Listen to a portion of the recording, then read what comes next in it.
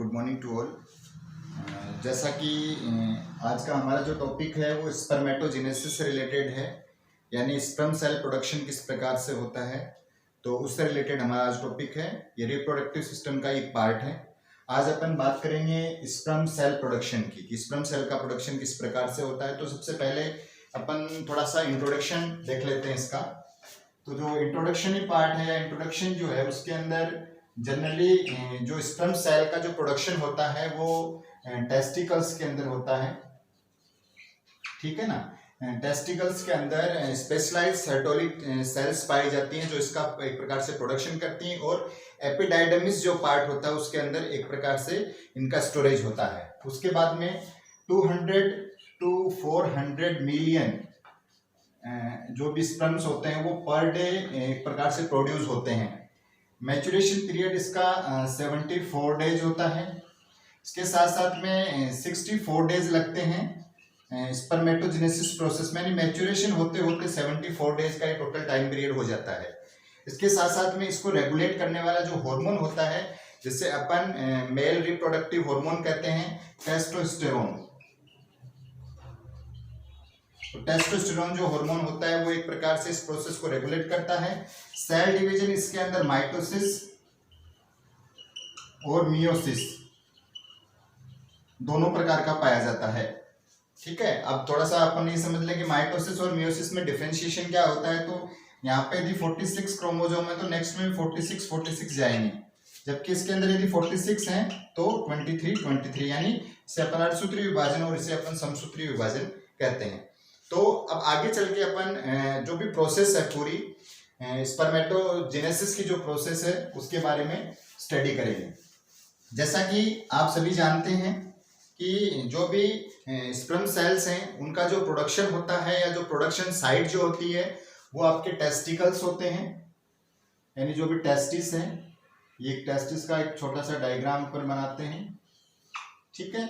अब देखो ये टेस्टिस हो गए आपकी, टेस्टिकल्स जिसे अपन कहते हैं, ये एपिडाइडर्मिस,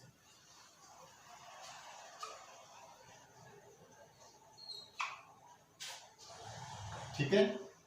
तो ये दो स्ट्रक्चर आपको दिखाई दे रही हैं, और इन्हीं टेस्टिकल्स के अंदर सर्टोली सेल्स पाई जाती हैं जो एक प्रकार से इन्हीं स्पर्म सेल को नरिशमेंट प्रोवाइड करती हैं, प्रोडक्शन के लिए इनको एक प्रकार से एनकरेज करती हैं। टेस्टोस्टेरोन जो हार्मोन होता है वो इस पर्टिकुलर चीज को कंट्रोल करने का मुख्य कार्य करता है।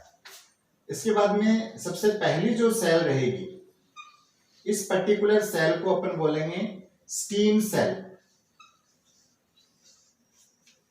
सेल को बोलेंगे अपन स्टीम सेल। स्टीम सेल वो सेल होती है जो किसी भी प्रकार के सेल का फॉर्मेशन कर सकती है।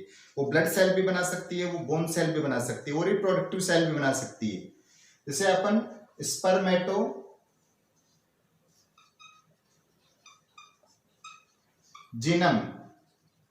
स्पर्मेटोजीनम कहते हैं। तो स्पर्मेटोजीनम एक प्रकार की क्या होती है, स्टीम सेल होती है, और ये एक प्रकार की डिप्लॉयड सेल होती है।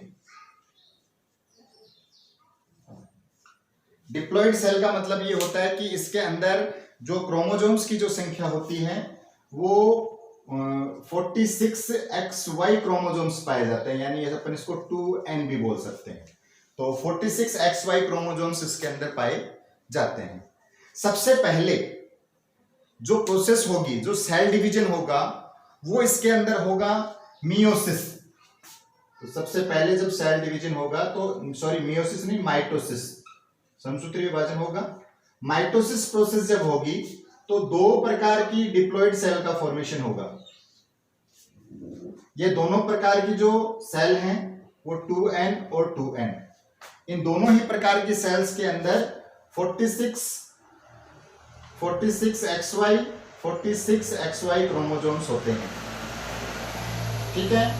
अब ये जो सेल बनी है, क्योंकि ये सेल तो यही सेल है, तो अपन अभी एक ही सेल को लेके चलेंगे।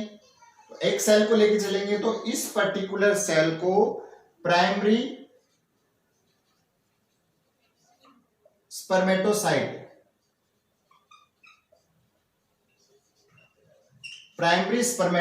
कहते हैं। प्राइमरी स्पर्मेटोसाइट जो रहती हैं उसके अंदर क्रोमोसोम्स की संख्या होती है 46XY क्रोमोसोम्स, और ये सेल भी एक प्रकार की डिप्लॉइड सेल ही होती है। तो ये भी डिप्लॉइड सेल हो गई, यानी माइटोसिस में डिप्लॉइड सेल फॉर्मेशन होता है। अब नेक्स्ट अपन आगे चलते हैं।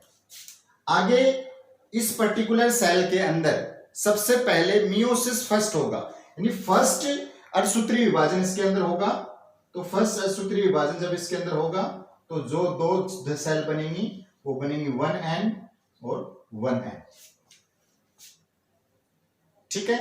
अब इस पर्टिकुलर प्रोसेस को अपन क्या बोलेंगे? Meiosis first. मियोसिस फर्स्ट जब हो जाता है तो जो आपके क्रोमोसोम्स की जो संख्या रहती है वो कितनी कितनी हो जाती है? 23, 23x और 23y। अब ये जो सेल्स बनी हैं, इन सेल्स को अपन बोलेंगे सेकेंडरी स्पर्मेटोसाइट्स।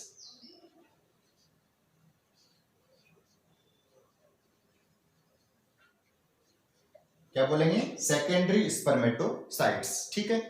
मियोसिस फर्स्ट हो गया। अभी नेक्स्ट होगा मियोसिस सेकंड। मियोसिस सेकंड जब होगा तो 4 बनेंगे, यानी अब जो प्रोसेस है वो है मियोसिस सेकंड। इसके साथ साथ में जहां पे डिप्लॉइड था वहां पे हो गया हाइप्लॉइड। अब जो सेल बनेंगी वो भी हाइप्लॉइड सेल बनेगी। कितनी सेल बनेंगी? 4 सेल बनेंगी,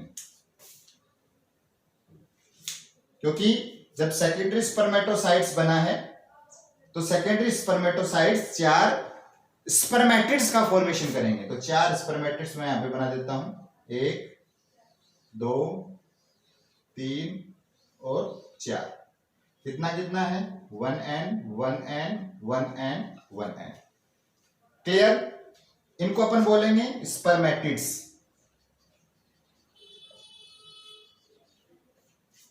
स्पर्मेटिड्स इमेच्योर स्पर्म सेल होती हैं। ठीक है।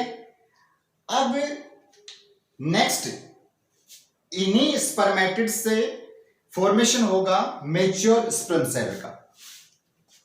तो यही जो आपके स्पर्मेटिड्स हैं ये मैच्योर स्पर्म का फॉर्मेशन करेंगे। तो ये 4 बन गए। अब क्रोमोसोम्स का डिस्ट्रीब्यूशन कैसे रहेगा? क्रोमोसोम्स का जो डिस्ट्रीब्यूशन रहेगा वो उसी प्रकार से रहेगा, 23x 23x 23y 23y, और यही इसमें हो जाएगा x chromosome y chromosome y chromosome. तो इसको अपन बोलेंगे mature sperm cell.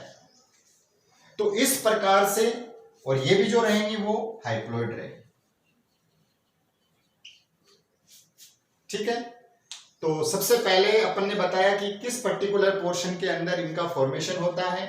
First division जो रहता है उसे अपन क्या कहते हैं, या पर्टिकुलर सेल को अपन क्या कहते हैं। जब फर्स्ट मियोसिस होता है तो 2 उसी के प्रकार की या सेम सेल का फॉर्मेशन, डिप्लॉइड सेल का फॉर्मेशन होता है। इन पर्टिकुलर सेल्स को अपन प्राइमरी स्पर्मेटोसाइट्स कहते हैं। प्राइमरी स्पर्मेटोसाइट्स में मियोसिस फर्स्ट रेगुलेट होती है, जिसमें 2 सेकेंडरी स्पर्मेटोसाइट्स बनती हैं। उसके बाद में इनमें जो भी क्रोमोसोम्स होता है उनका डिवीजन हो जाता है। उसके बाद में मियोसिस सेकंड के अंदर 4 स्पर्मेटिड्स बनते हैं, और वही स्पर्मेटिड्स आगे चल के 4 मैच्योर स्पर्म सेल का प्रोडक्शन करते हैं। तो ये पर्टिकुलर जो प्रोसेस है वो स्पर्मेटोजेनेसिस कहलाती है, और ये कंट्रोल टेस्टोस्टेरोन हार्मोन के द्वारा होती है। और दूसरी बात ये होती है कि इन पर्टिकुलर स्पर्म सेल का मुख्य कार्य एग सेल को फर्टिलाइज करना है, उसके बाद उस पर्टिकुलर प्रोसेस को आगे इम्प्लांटेशन तक ले जाना, और साथ साथ में आगे जो भी एम्ब्रियो फिटस का डेवलपमेंट करना होता है। Thank you.